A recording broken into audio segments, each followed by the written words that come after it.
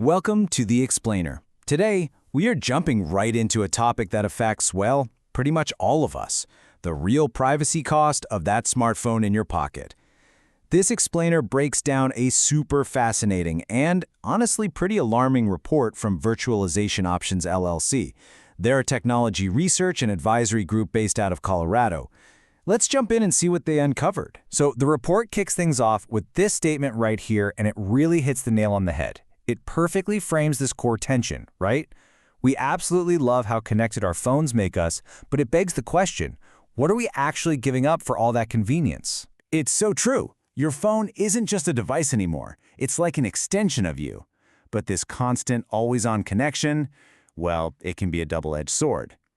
The report organizes these risks into different layers, so we're going to peel them back one by one, starting with the very device you're probably holding in your hand right now. Okay, so layer 1, the threat in your pocket. This is all about the hardware itself, the very thing you own, and how its most convenient features can actually be used against you. Let's start with biometric security. Unlocking your phone with your face or your fingerprint.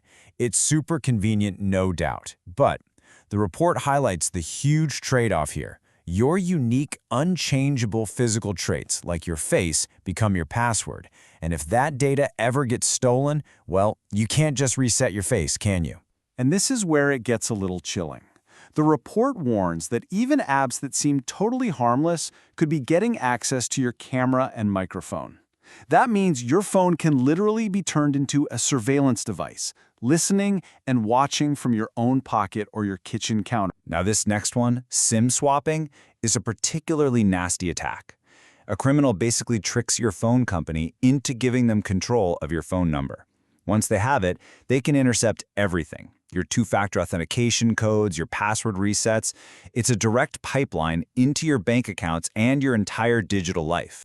We spend all this time worrying about sophisticated hackers, but the report makes it crystal clear that a lot of the time, we are the biggest vulnerability. If you're doing any of these things, it's pretty much like leaving the front door to your digital house wide open. All right, on to the next layer.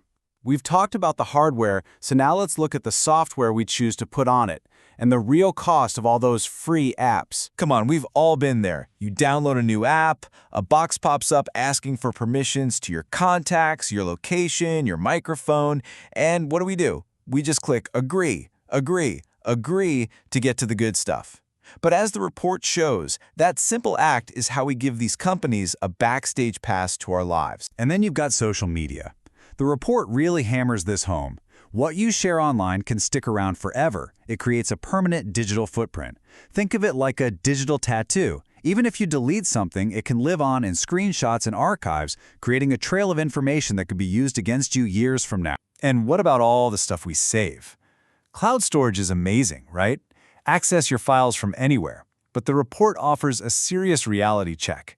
When you upload sensitive documents, like financial records or personal files, you are putting an immense amount of trust in a third-party company to keep them safe from hackers, data breaches, or even government eyes. Okay, let's zoom out again.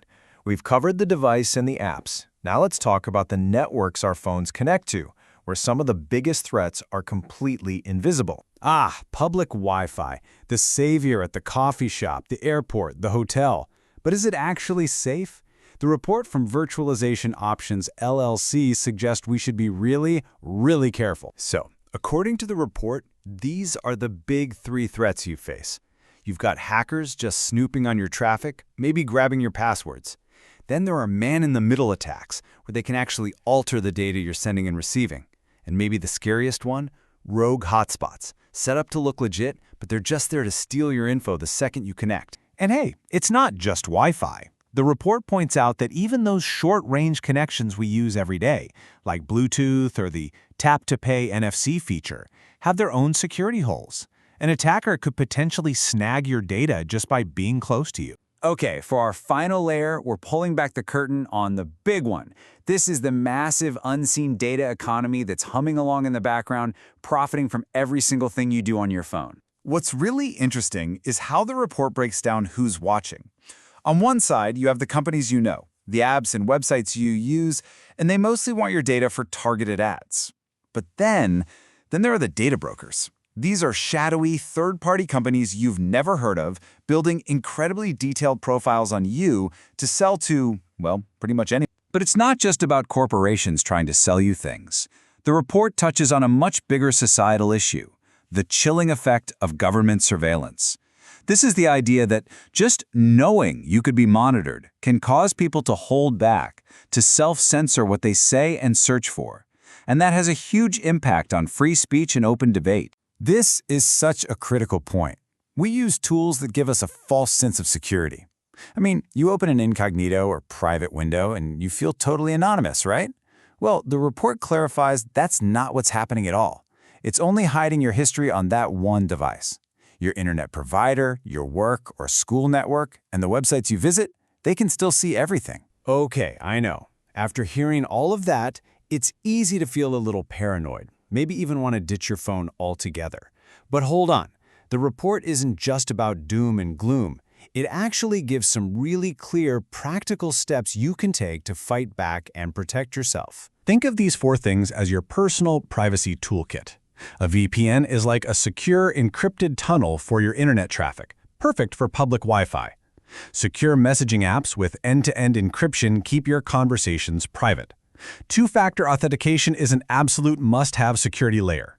And just being mindful of what you share and cleaning up old accounts makes a huge difference. So here's how you put it all together. The report basically recommends turning this into a regular privacy checkup. Go through your passwords, tighten up those app permissions, review your phone's own privacy settings, and get in the habit of using a VPN. These small, consistent steps can dramatically boost your digital security. And that brings us to the final takeaway from the Virtualization Options LLC report. It all boils down to this fundamental question. Every single day you make choices that sit somewhere on that spectrum between maximum convenience and total privacy. The goal here wasn't to scare you, but to empower you to make more conscious, informed choices. So now that you know the risks, where do you draw the line?